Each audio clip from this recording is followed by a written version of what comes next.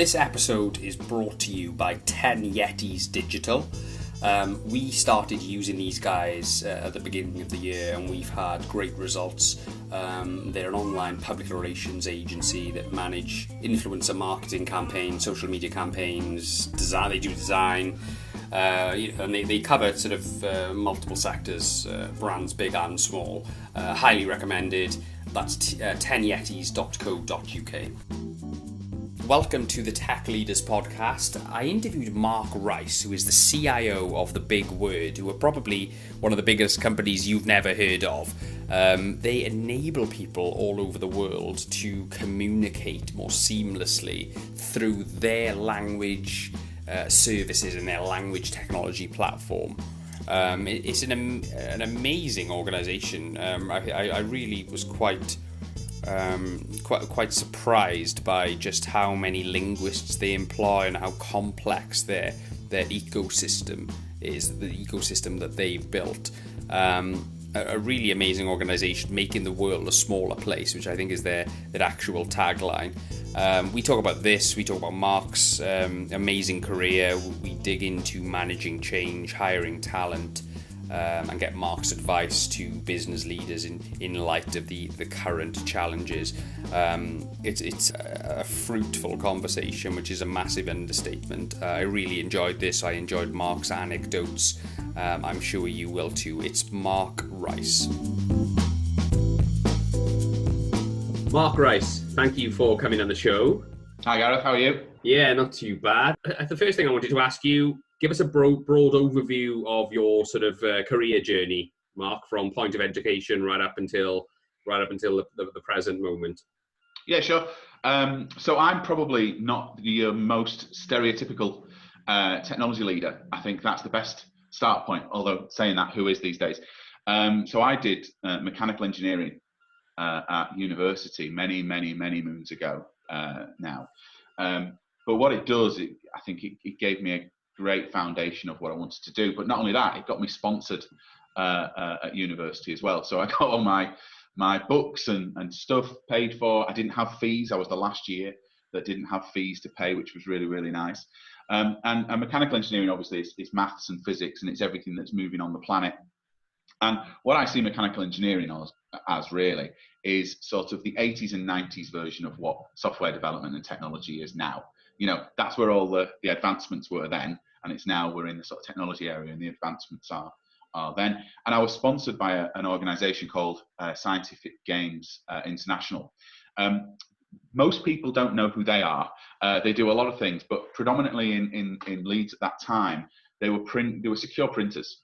And they printed all the prepaid telephone cards for multiple national organizations. So for those of you who are a little bit younger, I would say there was a time when you got a mobile phone and you had to top it up with some credit, and you used to be able to buy those cards from a newsagent, and you'd scratch them off and then you'd put the PIN number in.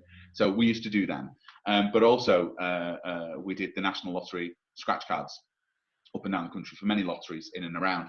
So I started my sort of journey in quality engineering in that business, which gave me an absolutely brilliant overview of how an organization should work. Because literally in my first couple of weeks, I had to write the procedure manuals for every department. I was quite lowly, didn't really know what I was doing, but understanding the difference between sort of the guys on the floor who are actually making something and then your sales leaders and how the two things connect all the way through, genuinely gave me a great insight as to what was going on. So I was there for quite a while, implemented a security testing lab for secure testing of scratch cards to make sure that they couldn't be defrauded. And it seems like a million miles away from what I do today, but there's a number of degrees of separation that get us there, I think, which is always nice. But what it did do is I had a manager who took a risk on me, really, because I was the first student to have been sponsored at the organization for various reasons. And really random story.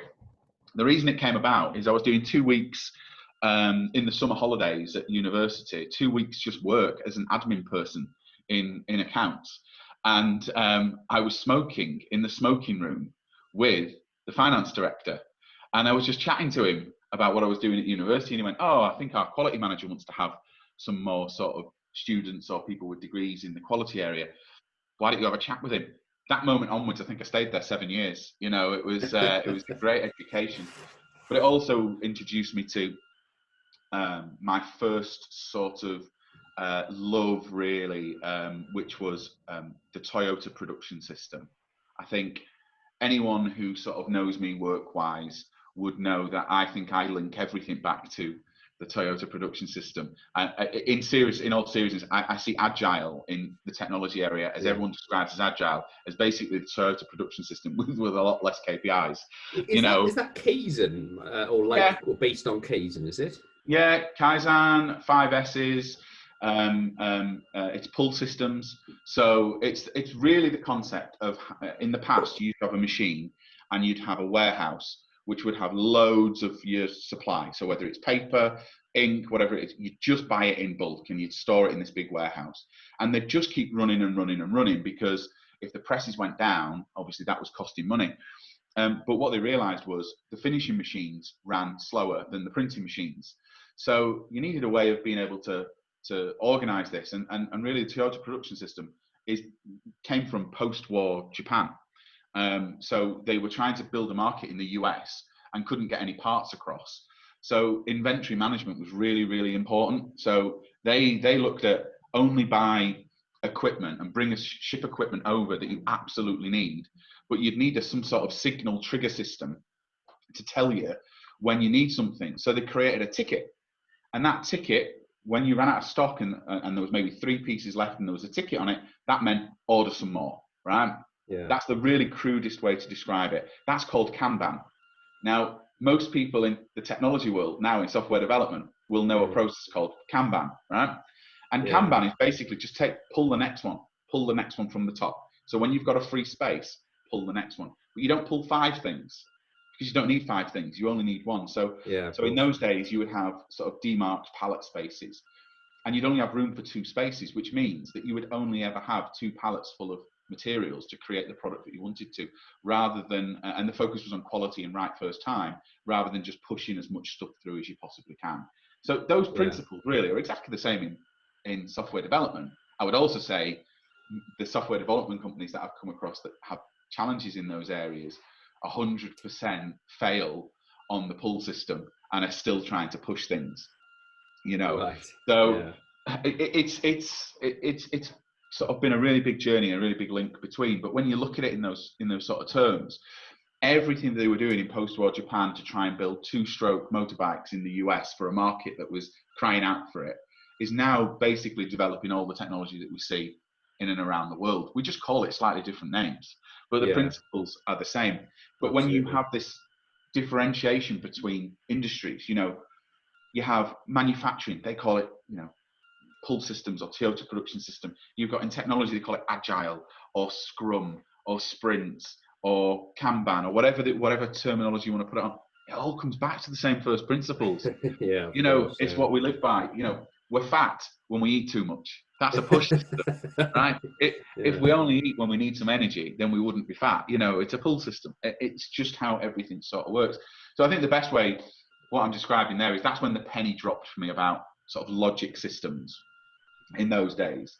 And I did, you know, a really, really crude dissertation on silkscreen printing and how different inks work with different other ink layers and oil and water mixes and things. And when you look at printing, most people describe printing as a trade.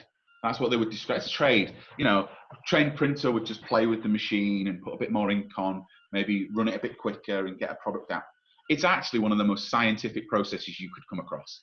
It genuinely, paper is living and breathing. You know, look at wood and paper. It moves when you've got moisture. So any sort of temperature or humidity change massively impacts the board or the paper. The ink, you know, again, has viscosity, so it's temperature related. If it's water-based inks, again, the water can impact. If it's solvent-based inks, you need to make sure you get your solvent balance right. And for years in printing, they only focused on what happened on the press. So when the quality changed, they would increase the level, they would reduce the level, they'd do whatever. They never considered the factory they were in. Yeah, of course. So you know, there was hundreds hundreds of printing shops up and down the country in the late 90s, every single summer and winter would struggle to produce product like they did do during spring and autumn. That was solely because the factories were getting too hot or too cold, and they weren't controlling those factors. So again, it doesn't really matter what industry I've been in. I've always tried to look at the science behind it and the logic behind it, and really trying to create processes that are in control that rapidly produce really good product first time, whether that's software, whether it's printing scratch cards, and sort of everything in between, really. And it was because of that I really got my big break, really. I moved to a company called 3M, big, multinational company, 3M, and I went in as a design specialist in their securities division. Again, originally as from a secure printing perspective, where I designed passports, ID cards, you name it, and then the systems that go around it. So, it's okay making a physical passport book, but you've got to personalize that book with your details. You need a software system that supports that in and around it. So that's really where I first got involved in the software side of things and the technology side of things. But more importantly, it's where I really first started to discover what the principle of product was. How a product comes from an idea to a saleable product that has a market. You can understand the demand side of things, and then develop based on the feedback, whether that's a physical carton, a passport, or whether it's a platform on the web at the moment. So everything in between, really. And at 3M, I got really, really introduced to some significantly bright people. Yeah. So my first day, I turned up. I was joining the Technology and Innovation Centre at 3M. And I don't think there was another person in the office that wasn't a doctor or had a PhD. That was quite intimidating, really. Yeah, I can imagine. I think I was 25 or 26 going into this area, and suddenly I'm opposite a doctor of physics who was a specialist in how different layers heated together. There was someone else that was a microchip specialist for the chips that were in passports. There was other people that were printing specialists, other people that were materials and polycarbonate specialists. And then I just turned up one day and found a desk and sat down and had a bit of a type. But it was really, really cool. It was. I look back at some of the happiest times of my life during my time at 3M, because at first, I was learning. I was around a load of brilliant people, but I was really, really lucky because I ended up on the international team. Yeah. So I basically spent 4.5 years traveling the world, which was really cool. So every country needs an ID card or a passport or something like that, or a system. And I was, going over and talking to potential customers, implementing systems, and doing everything sort of in between, really. And my week used to be Sunday night, Leeds Bradford Airport to Schiphol, and then from Schiphol to wherever I was going. And then I'd come back probably Friday or the week after, which was really, really, really cool. Really enjoyed that. It's great when you're at that age and you kind of haven't got too many commitments, isn't it? Traveling around with work is brilliant, isn't it? So, I bought a house 3 months outside of after I left university. In those days, you could get a 95% mortgage. I think that was the beauty. And it was a lovely, 2-bedroom stone terraced house, 120 years old, something like that. It was really, really nice. And for 4.5 years, I probably lived in it for 30 days. Did you rent it out then, or did you just leave it? I left it. I left it. Yeah, looking back, I probably should have rented it, but at the time, I just didn't have the time to do anything. Genuinely, I remember being given probably half a day's notice to go and fly to Australia for a few weeks. I was in Romania on and off for 2 years, pretty much either every week or every other week, and Eindhoven, because we put the Romanian passport system in, and had a wonderful time in Bucharest. But the best time was in the bar. Now, not for all the usual reasons, which are a given, because Bucharest is a brilliant, brilliant place and an absolutely fantastic place. But I was sat with some different people from different parts of 3M from around the world. And one of the best things I like is sitting in a hotel bar, having a beer, and just asking questions and then listening. And these Absolutely. people just want to tell you everything. Yeah, you know. yeah. So I tell you what, Mark. Let's just to unpack that one a little bit. I think that is one of the things that's going to be. How can I put it? That's going to be quite challenging to replace if we are in a world of social distancing. I'm not talking about the bars being closed, yeah. but that even though that will be a challenge. But I mean, I was talking to someone recently about the water cooler principle, which is basically in big companies when people are working in different departments, they generally don't interact, and they generally have like serendipitous conversations next to the water cooler, and that's where a lot of creativity and innovation comes from, because I'm talking in very corporate organizations, and I know it's completely different to what you just said, but it is a similar principle, isn't it? You spend all day working, but the best ideas of the day come in the pub in the night, because you're being challenged by people who work in different worlds to you, and it makes you think outside of the box, doesn't it? This is the I see when we talk about the future and the post-pandemic world. Even if we are allowed to, I think we get to a point where people are going to be reluctant for a while to do so. So you'll remember the days of sort of conventions that are going on. You've got 300 or 400 people staying at the same hotel, and on an evening everyone goes to the bar. I just can't see that happening in the next year and a half. Yeah. I can see some events happening. What's absolutely clear to me, 100% agree with the point that you said. I don't know how I would have been able to gain that knowledge in a socially distant world. And I think that's a challenge that needs to be overcome. It's certainly not going to be overcome by video, because video is still a very different thing. Some people are used to it, some people like it, some people don't. But people are still reluctant to share their deepest secrets over the internet. Well, do you know what, Mark? Right, I before this lockdown, I wouldn't do video link podcasts. Every single one I recorded was face to face, because I just thought you kind of lose that, that natural conversational element. Obviously, my hand has been forced, and don't get me wrong, we've recorded some really good podcasts remotely, so my view has changed a little bit. But it is better face to face, isn't it? You can't really replace that in any walk of life. And I think we will.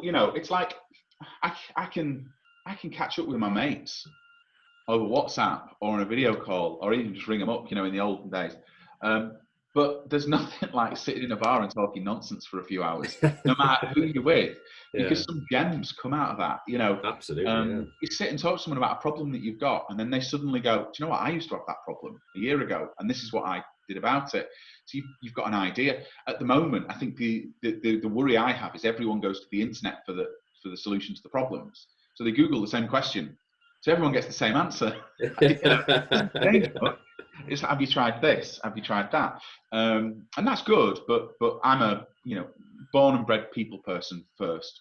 You'll, as we're talking about my career and over the course of it, the one thing that is constant throughout is it's always been a people thing. I've always only wanted to work for people that I respect and think I can learn something from. Absolutely. I've always been really clear about that. Even from the age of 20, 21, when I was still at university, I decided very early on, if I wasn't going to be able to learn at least one thing from someone, I didn't want to work for them. And I turned down a number of jobs along the way that probably would have paid me more, probably would have had a more accelerated rate through career. But I just didn't see myself having that human interaction with someone and that bond. My first boss I talked about earlier, Andy Jackson, he was a great guy, absolutely brilliant guy, huge Sheffield United fan, massive Sheffield United fan. So, and he'd lived for a time in Liverpool as well, so we had a number of things in common, and we just used to spend literally so much time just talking about football, and then onto life, and then onto work, and it was in that order. Whereas now we tend to have these video calls, which is, "Hi, how is everyone? Oh yes, we're okay.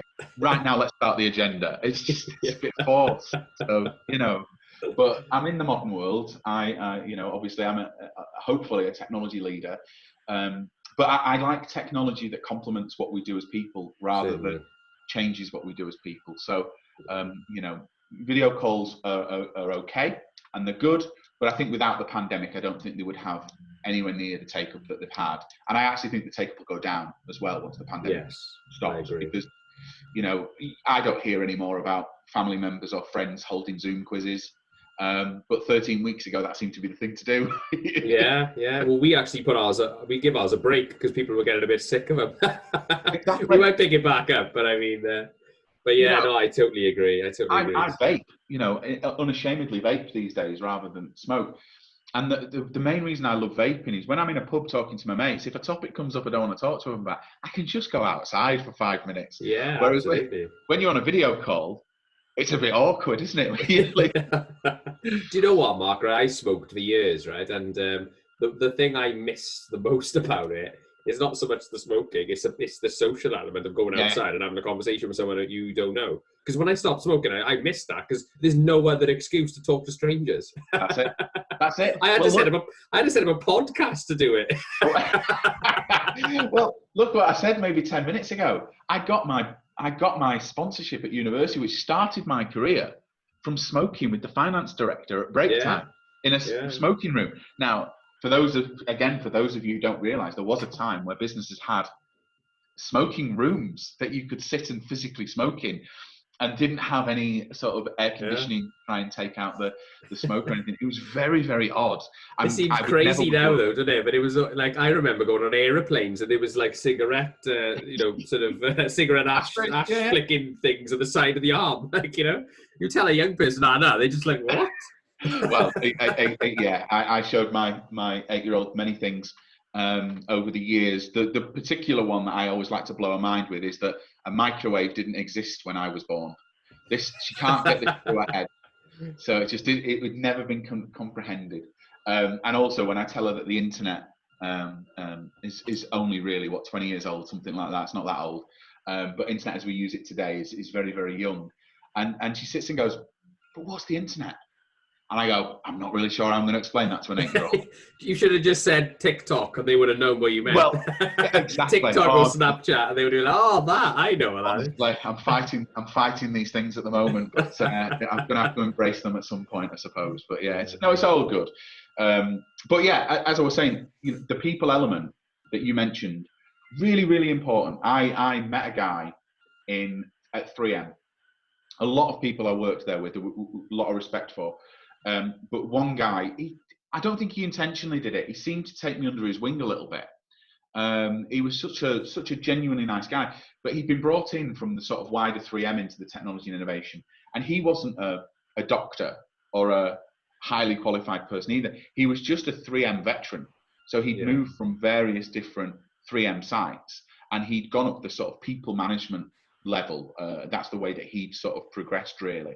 And he knew how to deal with people. And he taught me two things, which always stayed. One, he introduced me to what is my favourite book now of all time, and I give it to everyone. It's like a secret. I don't know if I'm giving away 3M secrets today, but the 7 Habits of Highly Effective People, the Stephen Covey book. Yeah, of course. That gets handed out to your high potential people. Yeah. And it's given to them in a way which is, it's sort of said, like, use it as a book stop, or use it as a doorstop if you're not going to read it, because it's a big, thick book. Yeah. But if you do read it and you want to have a chat, let me know. And that's like the test. So if you read it and are interested and you go back to the person and go, let's have a chat about it, suddenly you're on a mentoring scheme, which is kind of powerful. But he introduced me to that book, and I said we were in Romania together. We were in a bar together many, many, many weeks. With some ridiculous stories along the way, by the way, Yeah, I think really what I was saying was that the modern world and the post-pandemic world is going to be, really, really challenging, because I met a guy who introduced me to the 7 Habits of Highly Effective People from Stephen Covey, and Dave Watson was the guy, and he hadn't come from a particularly technical background, and he wasn't a particularly academic. He'd done that later in life. Actually, he'd got his degree and things later in life. He'd started from the Northeast. He'd started off as an actual hands-on engineer and things like that. So, but he taught me one really important thing in arguments or debates, and that was the art of silence, which I still use to this day. Yeah. 17 or 18 years later, you just hold you don't say anything when because someone will say something back to you. they will just openly, admit. So that, 3M got me involved in actual systems and product, and how you sort of bring all the different elements together. It's there's a Shipley Wins model, sales model, that's widely known about these days. I was involved in that process without knowing it many moons ago now. It was the way of doing it in those days for big programs. But what a time, living in hotels in Romania. I remember going to Norway, Sweden, and Denmark in 1 week.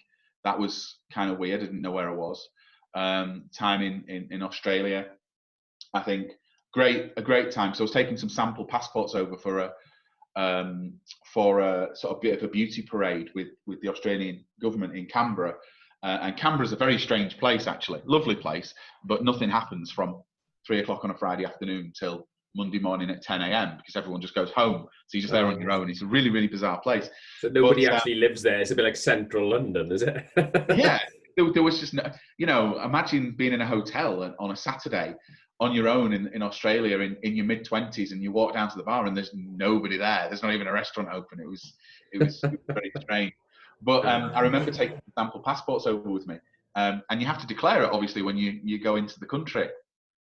And I got held, obviously. I had a letter to be able to say that I had permission to take these things across. I was held for about an hour and a half or so while they checked it all out. But then they wanted to have pictures taken with potential new passports, which I wasn't allowed to do. But I had these security officers just going, look at this. This is amazing. Can we have a look through them? Just some bizarre things, really bizarre. I got chased through Bucharest by 6 dogs. That's one of my go to the pub stories. When a local Romanian tells you you've got 2 choices, if you run away, they'll probably chase you and bite you. If you stand still, they'll probably chase you and bite you. What do you do? What do you do? So yeah, very bizarre life. I'd done. So then finished at 3M, loved 3M. Would never have left actually, but because of all this international travel, you can probably work out now on the timeline. This was about 8 and a bit years ago that I moved on from 3M, and it coincides with the birth of my daughter. So I made a decision really quite early on that I really wanted to be a hands-on dad. Something I'd always really wanted to be, and I didn't really want to be away as much as I was. I think I was a KLM platinum card holder, which was one of my claim to fames at the time. Business class experience without paying business class. It was amazing. But I think I was doing 110, 115 flights a year, wow. which is a lot. My knees will tell you it's a lot these days as well, because I'm getting a bit older. But yeah, so I decided, right, I'm going to leave 3M. I spoke to 3M and said, is there anything more sort of something UK based moving forward? And it wasn't. It was going to be more international work at that time for the next couple of years.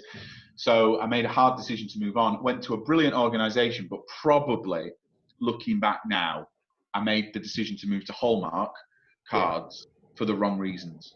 I moved there because it was in the UK, it was local, and it meant I could spend time with my daughter. But actually, the role itself came secondary, I think is the best way to put it. And it's the first time in my career I've ever chose a job rather than a role, I think. And I was going to say, because it's a bit of a sidestep, wasn't it? You've moved in from, you're obviously, you've got this career going towards product and design, and all of a sudden you're doing manufacturing and supply chain, which is a bit of a different world, isn't it? Obviously the principles are the same, I understand that, but it is slightly different, isn't it? Well, it's those people who know me, I have like a phrase: how hard can it be? I could probably do it. It was printing, tick, done that before. It was manufacturing, tick, done that before. Supply chain, well, really, it's just pull systems. The same principles done before. Yeah, probably done that. And really, the way the job was sold to me, really, to start with, was about the product side. So how do we get the manufacturing site to be able to create more proof of concepts, more rapid prototyping, so the same sort of principles, really. But it wasn't really that job when I joined. The business was going through a huge transformation at that time, and actually a transformation in Hallmark UK, because they, we're talking, I can't remember what year the specific was, maybe 2012, something like that.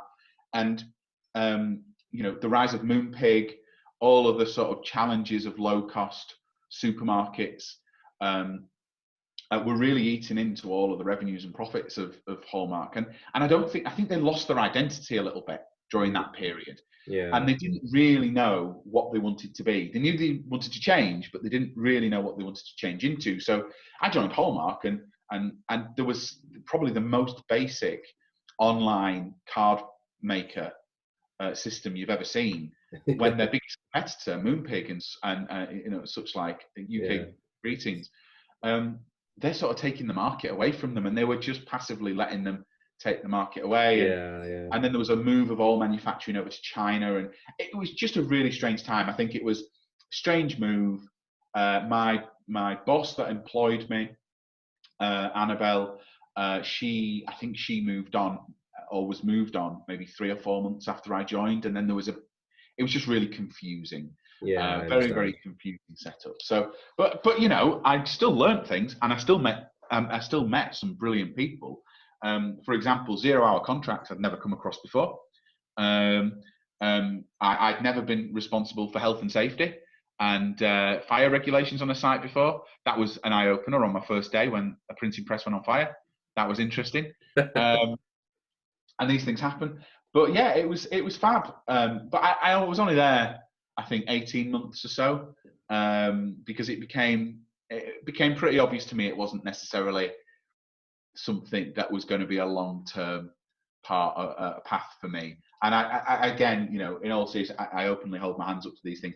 I made that decision there specifically to spend more time with my little one while she grew up and help in that side.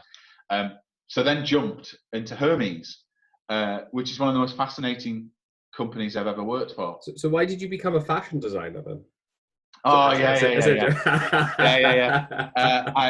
I spent my days designing handbags and scarves in Paris. Obviously, we're not about Hermes, the parcel delivery firm, of course.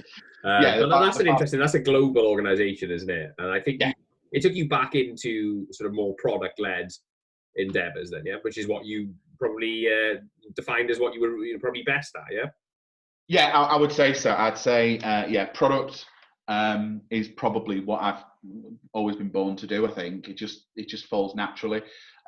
Hermes was a really interesting one. Hermes today is very different to the Hermes that I joined. Brilliant organization, by the way. Parent sort of the overall Hermes group based in Hamburg in Germany, where I spent quite a lot of time. But the Hermes UK business sort of spun out of catalogue delivery in the UK, and it had quite a family feel. And the CEO at the time, Carol Woodhead, brilliant woman, really absolutely brilliant. I think she got the job to lead Hermes on the back of a dissertation she wrote at university, and then sort of worked her way up and then led Hermes for 12 or 13 years. And Hermes I joined they had a strategy, and I hope I'm not giving any secrets away here. The strategy was fill your boots. That was it. Right? It wasn't complicated. It was Royal Mail and DPD and those type of companies. They're really expensive. Let's just be cheaper than everyone else and get all the rest of the business. The 3 to 5 day delivery stuff at that time. So they filled the boots up, and they'd done a really good job at it, and that's how they'd grown. The reputation was bad because no one ever knew where a Hermes delivery was going. They were cutting edge in using self-employed freelance couriers model to be able to implement. That's what Amazon do, isn't it? Yeah, exactly. They were absolutely ahead of the game doing those sort of things, and it was a brilliant model. So as it was a freelance model, you had very low cost base, so you could go in really, really, really low cost. But what happened very, very quickly, sort of around about 2013, you may remember, probably a bit earlier, but only came through. Retail really started to get a real customer experience jargon. Everything was about customer experience, whether it be website experience, whether it was in-store experience, whether it was checkout experience.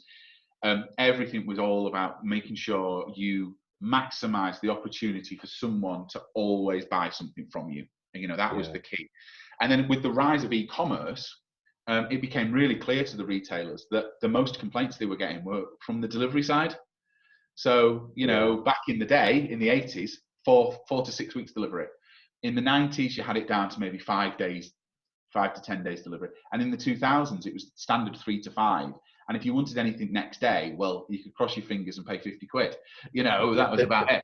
But then there was a demand for instantaneous gratification from, you know, millennials, from people who were utilizing technology in a way that they'd never used it before. Who were ordering things and they wanted it to be sent. But Hermes had never really thought about product. So they saw product as services. So a 3 to 5 day delivery or a next day delivery, that was a product to them. And it probably could be, you know, you could define it as a product because you're selling it, but it's really a service. In my sort of definition, and they have the ability to be able to create maybe, you know, a new app for deliveries. That was something we did very early on, you know, to be able to communicate more effectively with people. The ability to do Sunday delivery, that was something I wasn't specifically involved in that one, but was the growth of that product area at that time. When I joined Hermes for a guy called Gary Winter, who was the sales director at the time, I think he's sales director now for or commercial director for a big parcel company as well, and used to be at Royal Mail. He brought me in, and when I joined, I had a few days with the guy that was leaving. That was the product department. Right. Okay. I was like, okay. And then there was a guy that had been brought in to lead it. Really nice guy, but he was an architect, an IT architect previously. And they misaligned this whole technology product, and you need to bring something a bit closer to the center, a bit more understanding. But it was brilliant, you know. I got to develop an international product, and it also, you know, it came about around about the time where organizations, which is something I faced now, but organizations started to think about their monolithic technology stacks. You know, the bits where they had a labeling system or a routing system, and it had been in for 10 or 12 years, and no one wanted to change it. And there was no one left working there that knew how it worked. It just worked. But they knew that the next generation of what they wanted to do as an organization, they needed to make a big change. And to be fair to them, they've invested hugely. They got a really good guy in to lead the technology area. And he brought some people in with him who were really, really good. I would say just from, it's not disrespectful to the people who work there, but the guys that came in were just a slightly different level. Good. And you know, from then onwards, I realised that what I'd been saying about my observations of the technology stack in Hermes, when they started making those changes, I realised sort of in my head, oh, I was right about that. I was right about that. And then I was interacting with the software guys, and it was like, you can do this in a slightly different process way. And they were going, oh, that's agile. That's this. That's, you know, that's got this name and that. It's like, oh, right, the penny's dropping here. So I thought, okay, I understand those areas, but I need a new challenge. And I needed a new challenge in Hermes. Hermes was a lovely place, great leaders, but ruthless, like utterly ruthless. Well, I think for companies who've got a bit of a low margin, you know, undercutting the market type of culture, then they have to be ruthless, don't they? I suppose, you know, that's just embedded into the way the organization is run. You know, it was the first organization in my career where I experienced people having agreements to leave.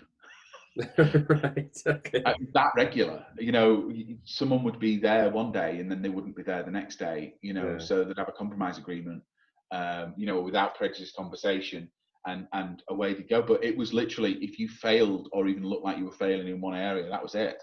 You know, change.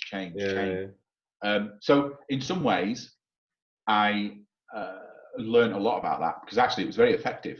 Yeah. So I always just remembered about Hermes having to drive about 5 miles to pick up my parcel. So I always thought, if I ever have a Hermes delivery, I'd better be bloody in the house, because I ain't driving, you know, up to Pontypridd from Cardiff just to get my parcel. and that's the same message that they got. Look, so now Hermes have done a great job. You know, they've got a better parcel tracking system. They give you an estimated time of arrival. They deliver 7 days a week. I'm not here to sell Hermes, but I'm saying, you know, in that 3 or 4 year period, the change was huge, and even still is now huge. I know they have challenges. I think there was an issue last week actually, where they lost some parcels or a routing system stopped working. But these things happen. But you know, again, I was very product led, loved the place, was learning from people in and around me. That was always key. I wanted to learn from people. And then when I stopped learning, that's when I wanted to move on. Well, you know, if you stop learning, then, you know, you've got to look for pastures new, haven't you? I mean, talking to someone before about who was a sort of a career advisory expert, and he said, you know, the two main pillars are you happy and are you learning? And if one of those are not there, then you've got to look to make a change, you know. But the good thing that happened at Hermes, and I think it was a really strange thing also that helped me. Not took my eye off the ball, but made me rethink about what I wanted to do. I met my my now other half at work at Hermes 5.5 years ago. I always say she used to sit at the desk across from me and just used to stare at me constantly like a stalker.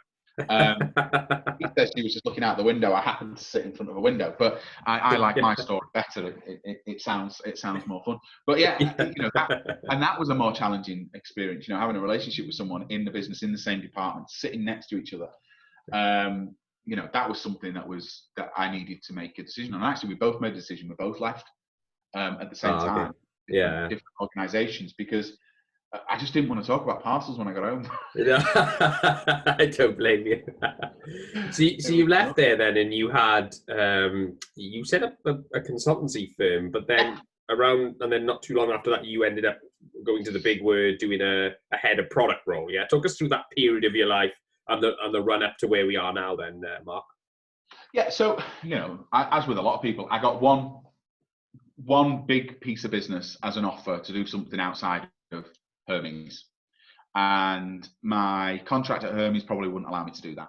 So I needed to make a decision to leave. We moved. We went on to pastures new, and I set up the business really just to facilitate that one customer at the time. So it was to do one piece of work. And in all seriousness, I can't actually, you know, go into too much detail about it. But what I did was introduce the concept of the conversation for customer experience in websites and brand. So when you go onto a website, in the past, you used to have a load of drop-down boxes that you would do.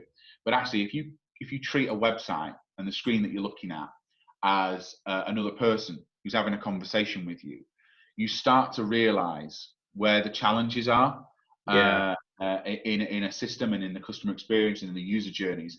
Very product related, this, by the way, extremely product related.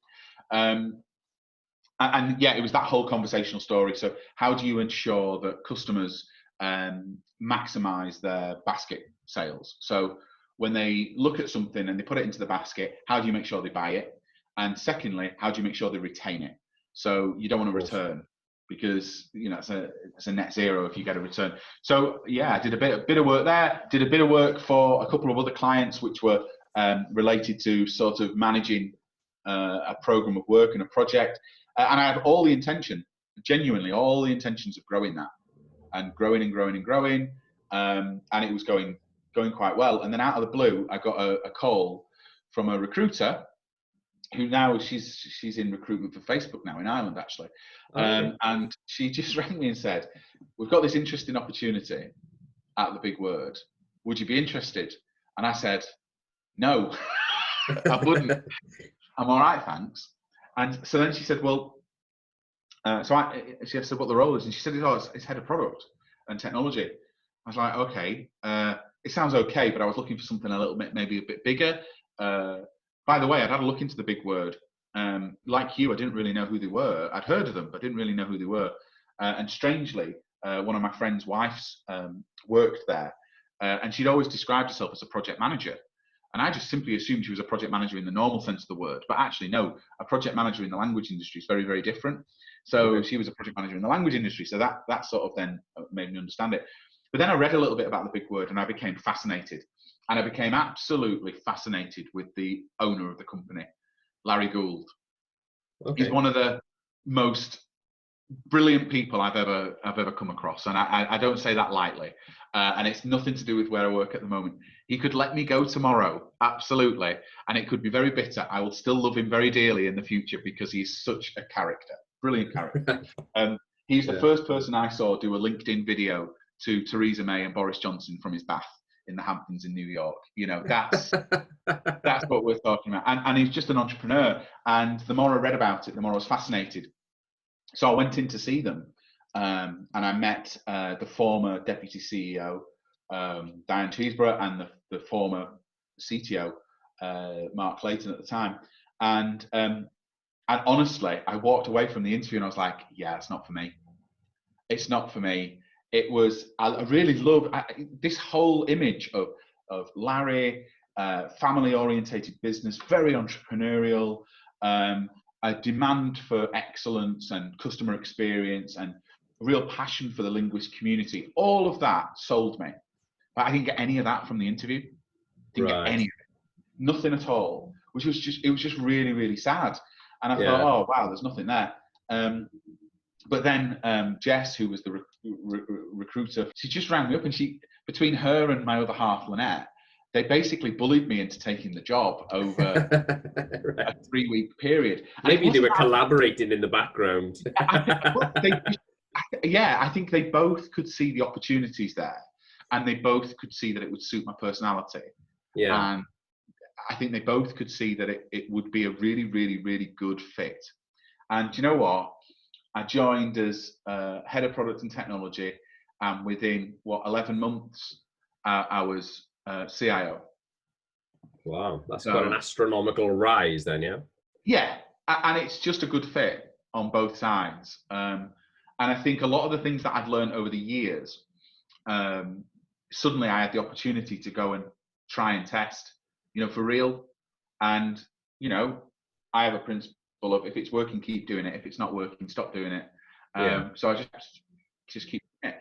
And yeah, I would say the big word, my 3 years now at the BigWord, 2 years as group CIO, I think have been the most rewarding, the most demanding, but the highest in my achievements. Absolutely the highest. So give it to us in a nutshell then, what the sort of mission statement and the purpose and the kind of the reason for the BigWord. What do you guys do? What do you achieve? What do you do? What are you trying to make better?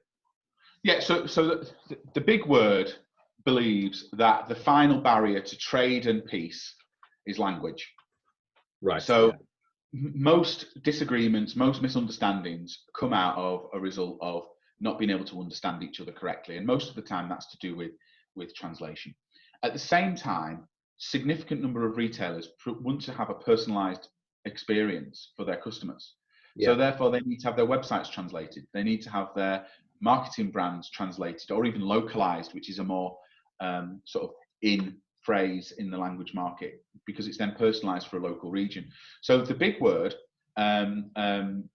receives work from clients of all different sectors, private and public sector. And then we source self-employed linguists to translate or interpret, which is the spoken version of translation, the documents or the interpreting assignment. And then we fulfill that for the customer. So we're a bit like a brokering service, I think is the best way to put it. We take a lot of work in, and then we go and buy time off linguists for them to do the actual translation. And we've got a number of language professionals that work internally as well. And we're a language technology company really now. And that's what I was really referring to earlier, in the fact that we automate most of that. So, interpreting, give you an example of interpreting. You go to a court and you are not a native English speaker. To be able to attend court, you need to have an interpreter who speaks your local language and is able to speak English to be able to communicate. So we provide interpreting remotely and in person for the Ministry of Justice in the UK, countrywide. Pretty much all the courts. It's huge, absolutely huge. Absolutely, I can imagine, And we do interpreting in the US, in China, all around the world. And what we've done is we've built a system that you put your requirements in, and it automatically, using algorithms, automatically sources your most suitable linguist to attend whatever meeting you're asking for. So if it's face to face, it'll be geolocation and language and things like that. If it's a video remote interpreting solution, which is sort of becoming more popular now, then geolocation doesn't really matter. You just have to be able to connect the request with the supply with the demand, I suppose is the best way to put it. So we fulfill language services, but we provide language and language services technology around the world. And actually 3 weeks ago, or 2 weeks ago, 2.5 weeks ago, we launched the world's first ever technology platform to be able to arrange interpreting and or translation all in one platform. So traditionally they've always been separate. We brought them all together. But it's really interesting is the big word. And it's a really interesting market is the language services. And this is what really attracted me to it. Technologically, miles behind when I joined 3 years ago. Yeah. So they had clearly, every language services organization worth their salt spent some money in technology maybe over the last 10 years. But then they were just building on top of it constantly. So they just ended up, I used the phrase earlier, big monolithic systems that take months to change. And there's many problems with what you're changing because you change this thing here and it affects something over here you didn't think it was connected to. Real challenge. What's brilliant about the big words when I came in is that they had a desire to change, but they didn't really know what they wanted to change into. So that was my job. So for example, during my 2 years, we have gone completely Office 365. We introduced Teams 18 months ago. We had flexible working 16 months ago. Most of my technology team, I have software developers in the UK. I have an IT team in the UK. I've got infrastructure guys in Hyderabad in India. I've got software developers and business analysts in Hyderabad in India. I've got a centre of excellence over there, which works absolutely brilliant. So we were working remotely before working remotely was a thing. Before it became fashionable. Yeah. And what it enabled us to do was actually become more attractive as an employer as well. Absolutely, yeah. Because you've got a bigger talent pool to choose from as well, haven't you? Bigger talent pool, more flexible working. I say to everybody, it's not necessarily company policy, but for me, I don't really care what hours you do. I care about the value that you produce at the end of it. Absolutely. So that's really the principle that I live by, and I think everyone who works with me would tell you the same thing. All my colleagues, all my teammates, they will say I'm massively demanding. I hugely expect excellence every single time. There is no when you've got brilliant people, you should produce brilliant things, and when you're not producing brilliant things, that means you're taking the eye off the ball for a bit. But what I do is I say, something I learned really well at Hermes is actually we work really bloody hard, so we should play quite hard as well. So there's time for relaxation. If you do a full weekend of working, take a couple of days off during the week. It's perfectly fine.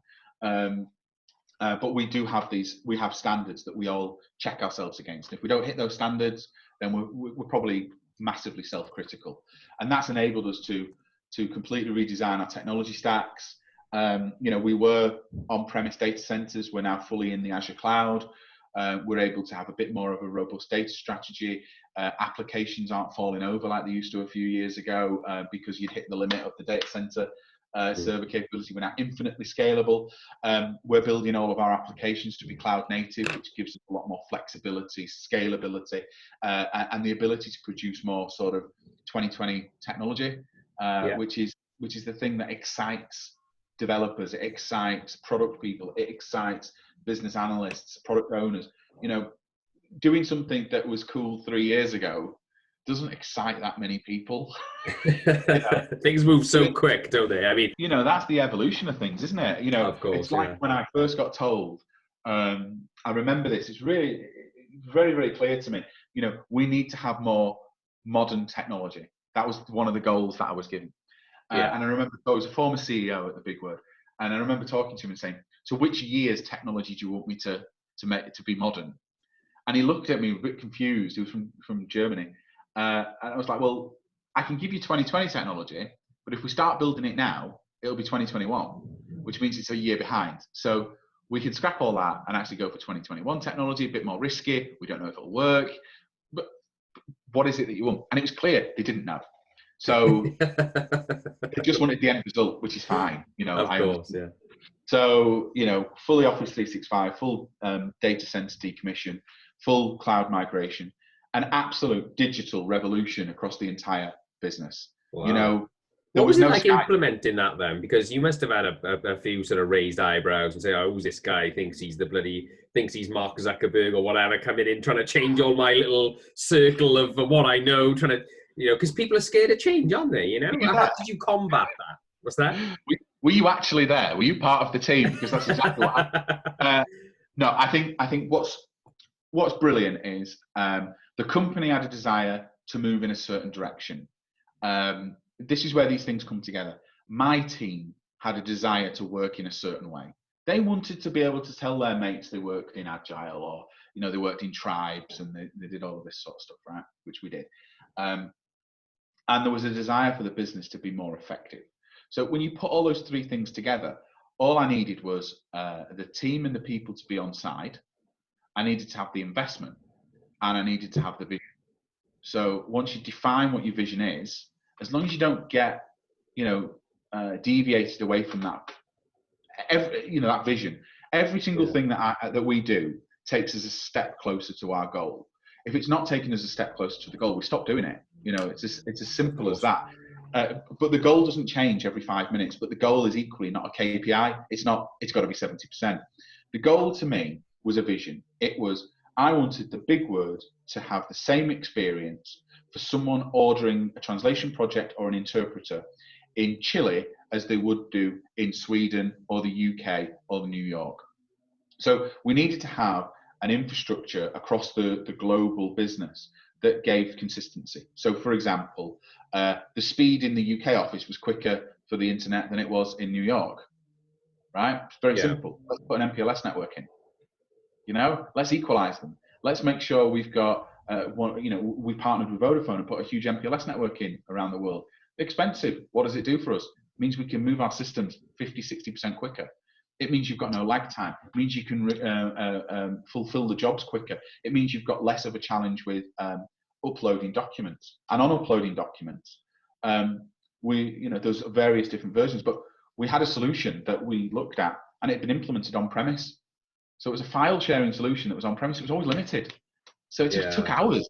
So we just moved it to the cloud and opened it up and proved the results. So you can't walk into an ownership group and say, I want this amount of millions of pounds to transform your business. What will it do for me? Not really sure. We'll work that out as we go. That doesn't wash, right? I needed to give them a reason to do it.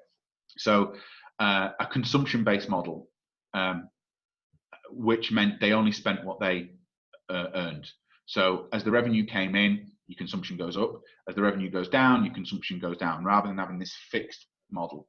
And the way I explained it, hopefully, was that currently the IT and software development bit part of the business had too high a fixed cost, far too high.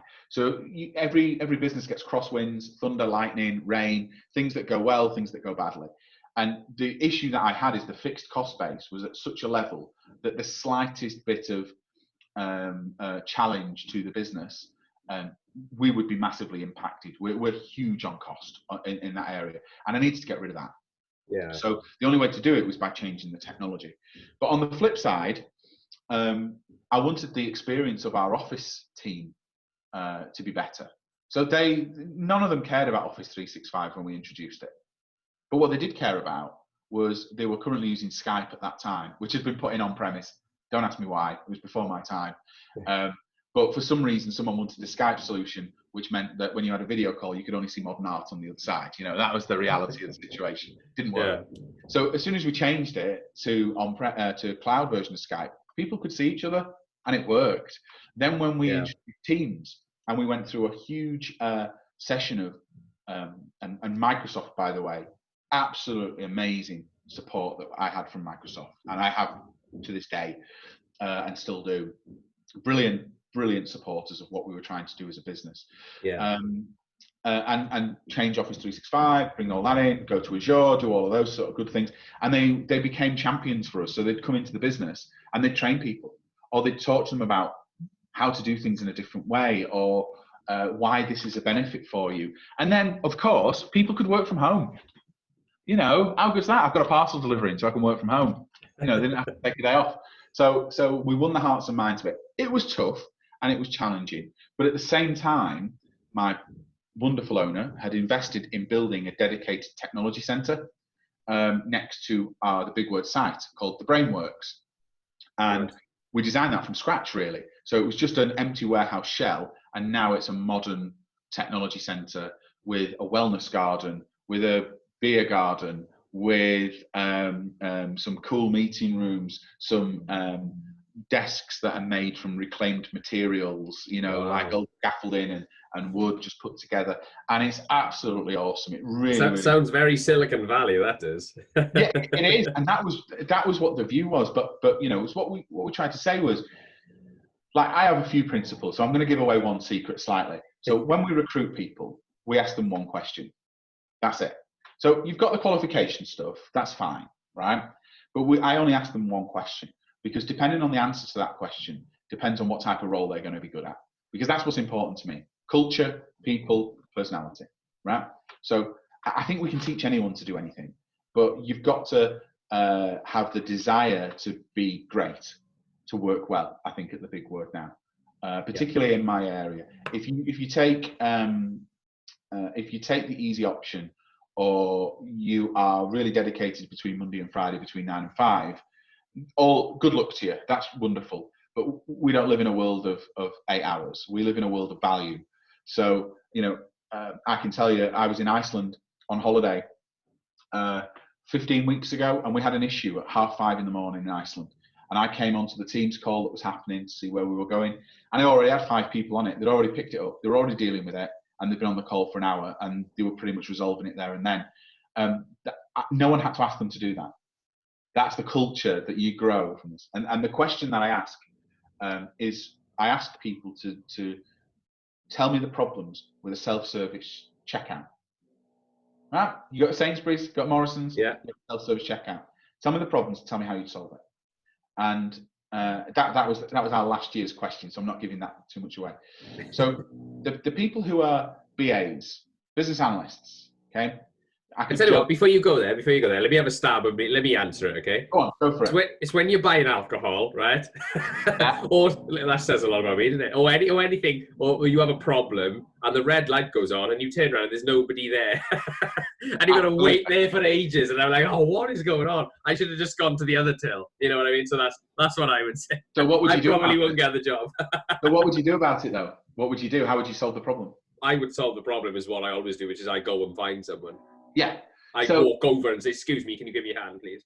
So you can put yourself into whichever bracket I'm going to tell you, because I have multiple answers to that question. So you're not wrong. There is no wrong answer. But I already know where you would fit in my organization from that answer. Okay? Because that's your natural resting point. This is how what your natural resting point is. I want to solve this specific problem I have, which annoys me, and I want to go and find someone to help me solve the problem. Okay? That's fine. And that's one option. The middle option, like a business analyst, most of the time they'll say, I can't do anything without requirements. That's a bit of a sort of in-joke with BAs. But let's just say that they do. They would probably try and optimize the process a bit more. So they might they might design the barcoding scanning system to be a little bit more efficient, or the weighing scale might be a bit more efficient. They might look at that. The product people would say, I need it to have a smile at the end of it, or something like that. You know, that would be kind of good. But let's sort of talk quite seriously. Software developer would say, it's got too much lag between you putting some information in and getting some information out. So they'd look to change that. Yeah. But what if you were looking for an innovator, someone that you want to run your R&D team, or as part of your research and development? What I'd want as an answer is someone coming in and going, well, I'd throw them all away. Because in my world, you wouldn't have a self-service checkout, because I'd put tags on all of the products so that when you pick a product up, you're automatically paid for it in your trolley. So you don't actually need to do a checkout. So we ask that one question because I need to know where your natural resting point is. Which coincidentally Amazon are doing right now, I think, aren't they? In their new stores. So yeah. Yeah, exactly. And it's a case of, do you want to fix the problem that's there, or do you want to have a look about looking at the entire real estate and changing your mindset. Absolutely. And that's really how I spend my time understanding who I want. I don't want all innovators. That would be a nightmare. We'd never get anything done. Yeah, of course it would. Yeah. They all have different ideas. Let me ask you a question, Mark, because this is a really interesting. I interviewed Bruce Daisley a couple of weeks ago, who is the ex-VP of Twitter, and he's kind of from a sales background himself, and he's left Twitter now. He's an author of Workplace Culture. But anyway, we were talking about product in a software context. Product people, like, obviously what you forged a career around, and he was saying that he was on a call with a load of MBA, MBA sort of students, I think they were, and they all wanted to work in product management and product development. And he was kind of more encouraging them to work in business development and sales because they weren't from an engineering background. And he said, in his experience, that you tend to have a more fruitful career in product development if you are from more of an engineering background. Yeah. Would you agree with that, or do you think? And where we were going with this, by the way, is that we were talking about how sales has become a dirty word, and sales makes the world go round. So I don't know why when that happened, Yes, but I mean, all MBA grads all of a sudden want to work in product; they don't want to work in sales. But I think we need to be. There's a lot of sort of what's the word I'm looking for? Go on, sorry. It's a really interesting question. I personally think that product is the hardest place to work. It's the hardest place to work. And let me explain why. Most organizations around the world have no idea what product management or product development is. That's your first start point. Yeah. And when a product manager or anyone that's responsible for product starts doing their job, there's two ways that they get interacted with. One is they have to have all the answers. That's the first thing. What are you going to do with this? Well, I don't know. And the second thing they've got to deal with is everyone thinks that they can do their job better than them. So everyone can design a better product. Everyone is a secret underneath, wants to be a product designer. That's what they do. I could do that better than they do. It's like being a football manager a bit, isn't it? Everyone else is picking the team, and everyone knows better than you.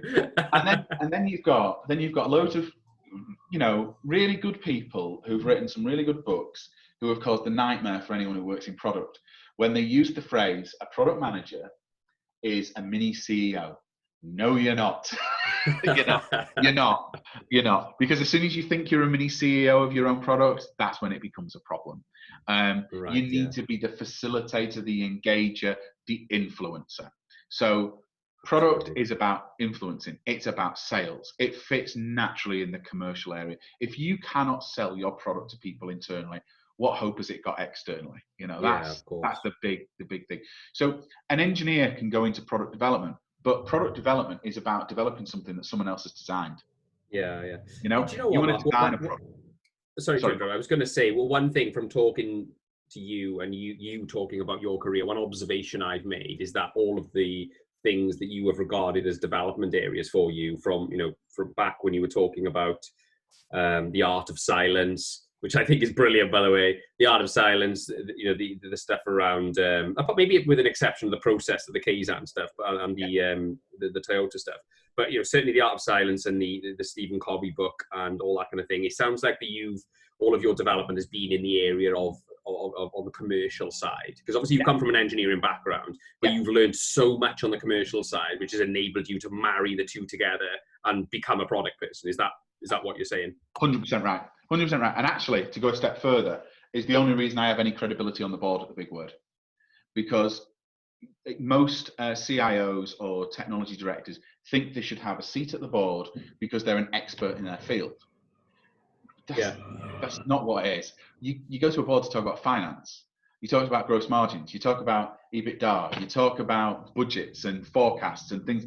If you can't talk credibly about those areas and P&Ls, then you've got no place being there. And if you are there as a technology director and you feel like your voice isn't being heard, normally the problem is that you don't have the commercial understanding to be able to engage with the other people in that area.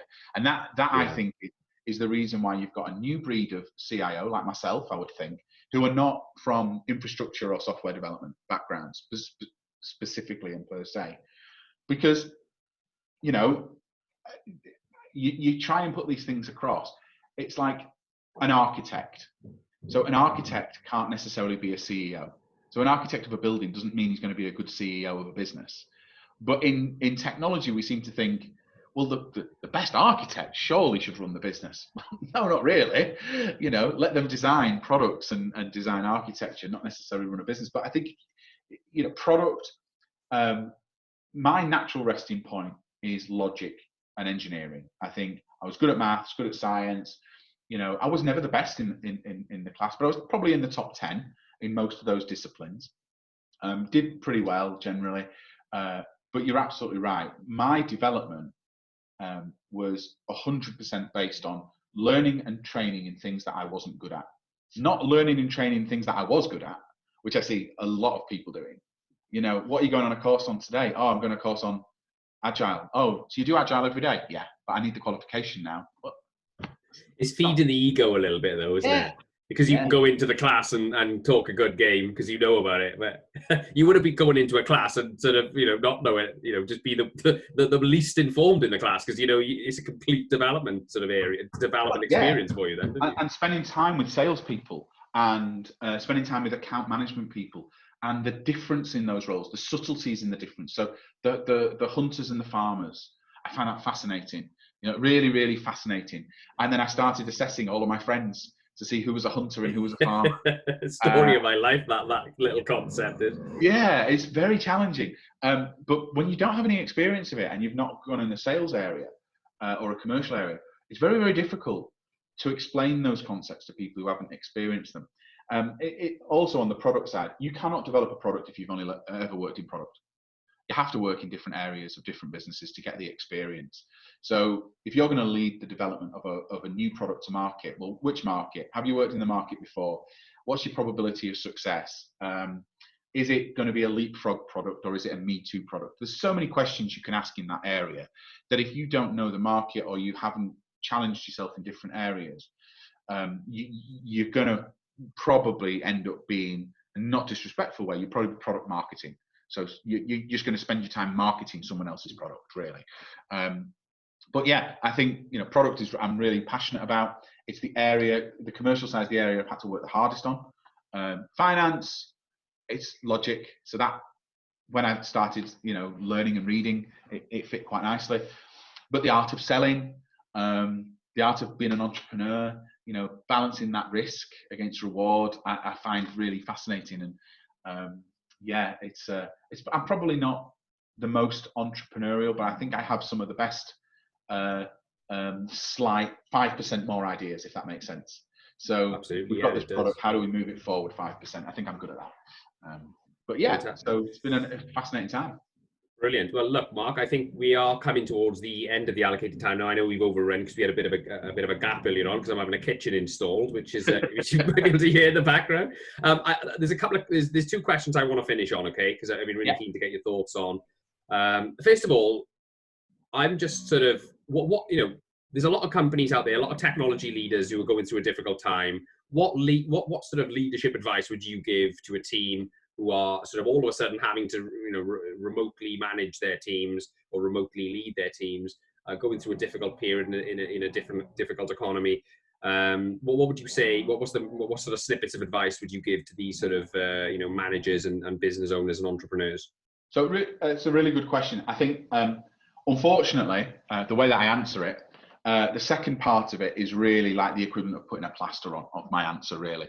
I think the people who've successfully managed to use this pandemic well are the ones who already trusted their workforce, trusted their team.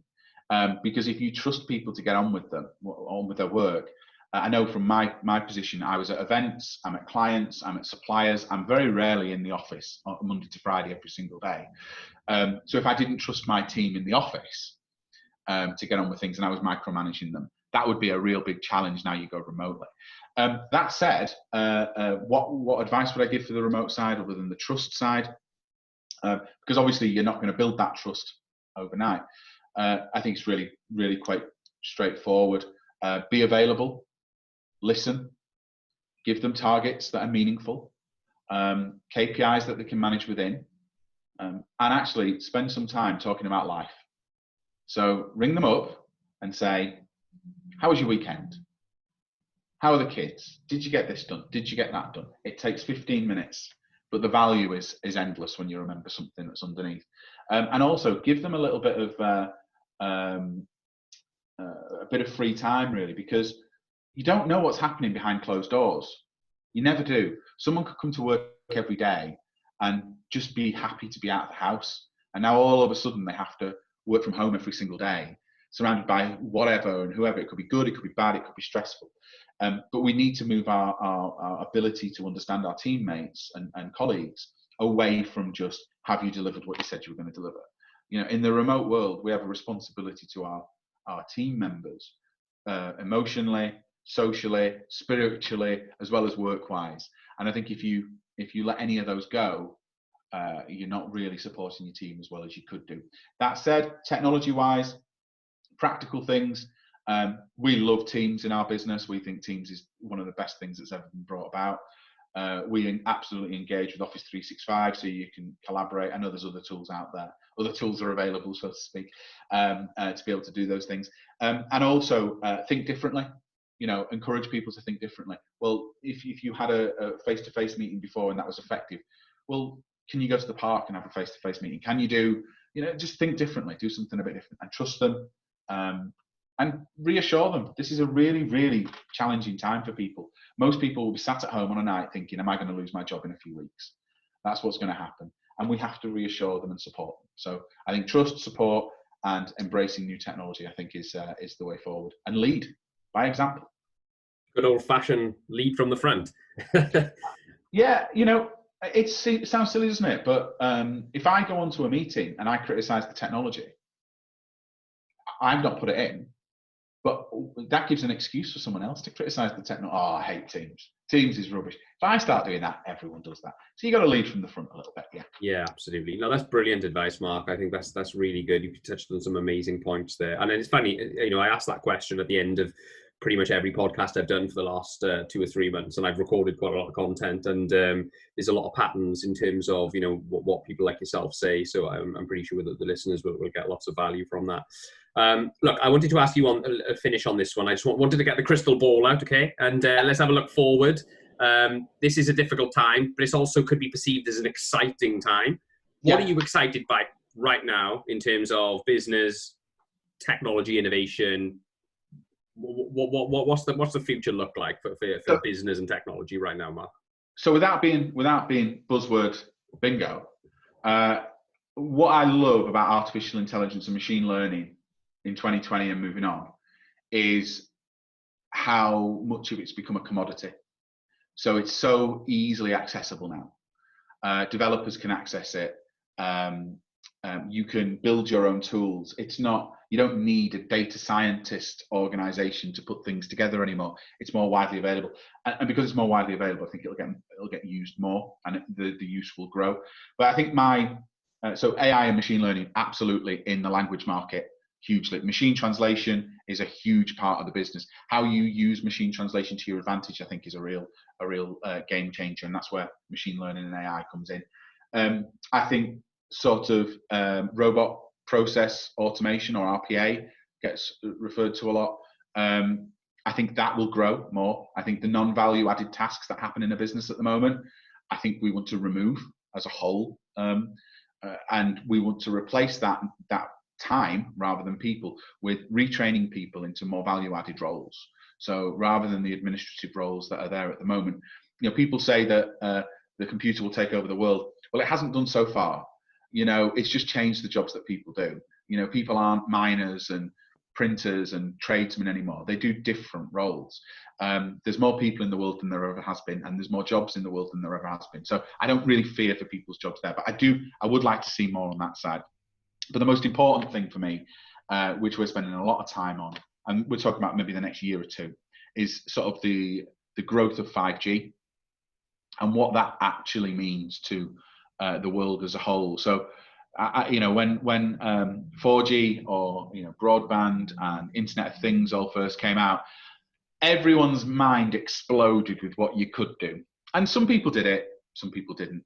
I think we're moving to a point with 5G that actually those things will start really becoming a reality. You'll get more smart houses, more autonomous vehicles. Tesla leading the way hugely. Everyone's following now.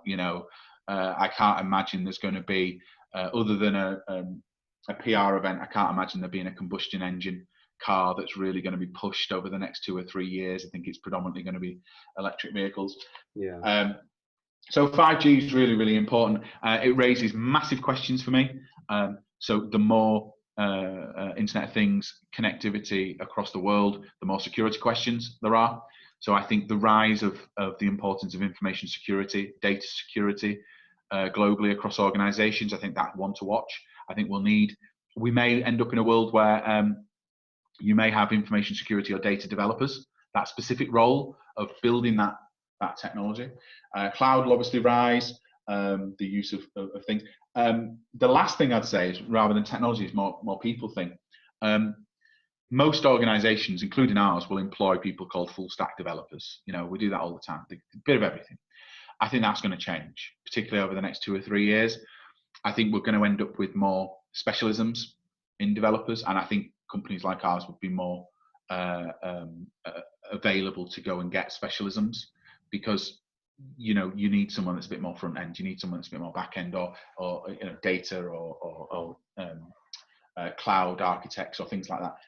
I think that would be going full circle then, wouldn't it? Because that's kind of the way it used to be, surely. I mean, it was all very sort of fragmented into different areas of the software life cycle before, wasn't it? And then we seem to put it all together. I want them to do everything. Yeah. But I think that's exactly how it's going to go, because I can't imagine a software developer being a generalist in the future. I can't see it. I think most developers that I know, good developers, they have a passion for what they're developing and the area that they're developing in. It's not just a job, it's something that they actually love doing, and they want to be invested emotionally into the thing that they're trying to develop as well at the same time. I just think that desire, that personality, the way they work, and the demand for developers, by the way, the demand, we're going to need more decentralized roles in the future. That might not be next year, but I'd say there'll be a trend towards that over the next 3 years. I actually think, joking, a little joke here, I think you're going to see some stupid job titles as well. Probably. Not a big fan of the stupid job titles, you can probably tell. But if it makes someone happy, fine. Yeah. I think we'll see some of those.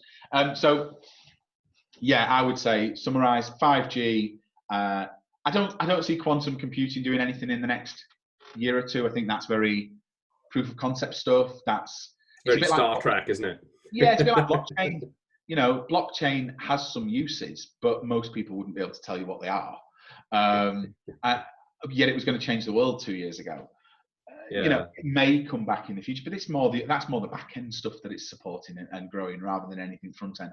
So I think the same there. Remote working, I don't think we'll all be fully remote working.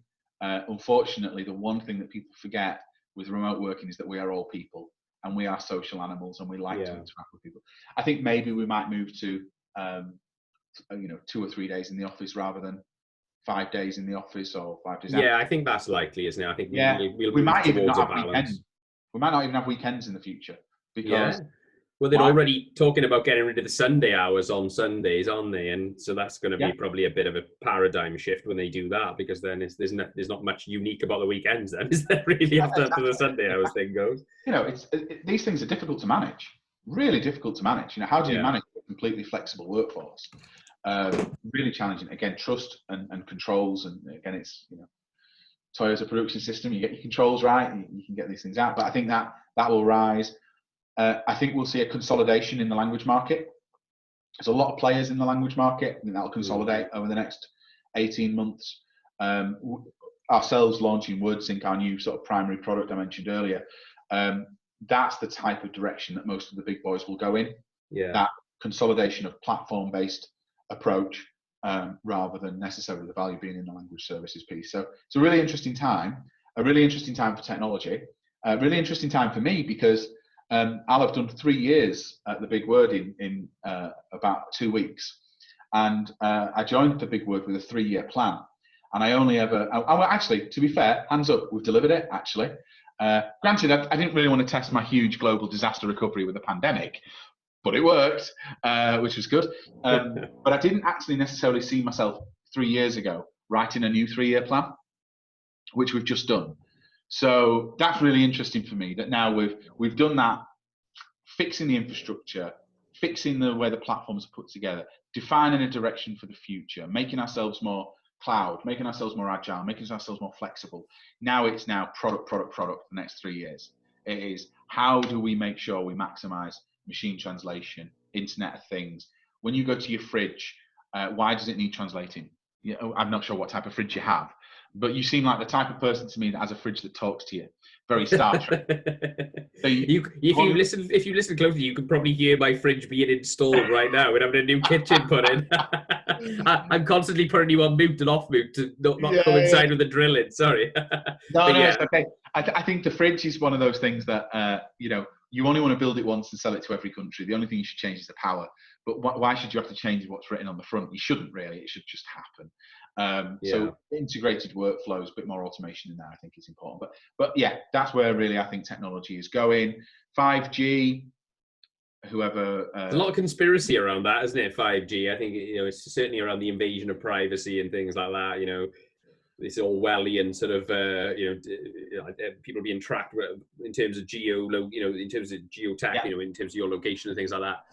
It's quite divisive. I don't know how I feel about 5G. I mean, we'll see how it plays out, but it's inevitably going to be progression, isn't it? It's a lot more powerful than 4G, I hear. So South Korea is already up and running with 5G, I think, isn't it? And and it just means that anywhere you walk, you're connected. Anywhere you go, you're simply connected. So if you data privacy and security, I actually 100% agree with you. I think there is a lot of work that needs to be done in those areas, particularly in the UK. I don't think they should be storing a load of stuff that they don't need, and all of that, the good stuff we've talked about. But from a consumer perspective and from a person perspective, actually, the trends of everything is making your life quicker, smarter, and easier. Yeah, this takes it a step further. That's as simple as that. I tell you one thing about 5G that I heard about was if it does get rolled out globally and they sort of achieve the vision of it, it'll enable surgeons to perform operations remotely in like third world countries where they haven't got the expertise or whatever. You know what I mean? They'll be able to just do so many things. In terms of health tech, for example, will be benefited massively from 5G, as will lots of other ones as well. Ag tech is another one, agricultural technology as well will benefit massively from it. So I can see a lot of good going in that direction. Yeah. Sorry? And that's exactly why we're going in that direction, I think, as an industry. Yeah, of course. Mark, it's been brilliant to talk to you. We could literally talk all day about all these things. Is there anything you want to finish in terms of the big word? Anything exciting coming up? Anything notable that you wanted to sort of talk about? I say the only thing I would say is that we've I mentioned it earlier, we launched our new product WordSync 2 weeks ago. We're really, really proud of that. It's interpreting and translation all in one place. It's a really exciting time for TheBigword now moving to become a language technology company, more than a language services company moving forward. We've got the app version of WordSync coming out. We've got a new video solution of WordSync coming out. So it's exciting. So, people can see me on LinkedIn and other connections and things like that. I'm always happy for a chat. So yeah, thanks for your time today. Really appreciate it. And I've really enjoyed it. Thanks, Mark. Yeah, brilliant. Good luck with all WordSync and all other future endeavors. Okay. All the best. Cheers. Thank you very much. Cheers.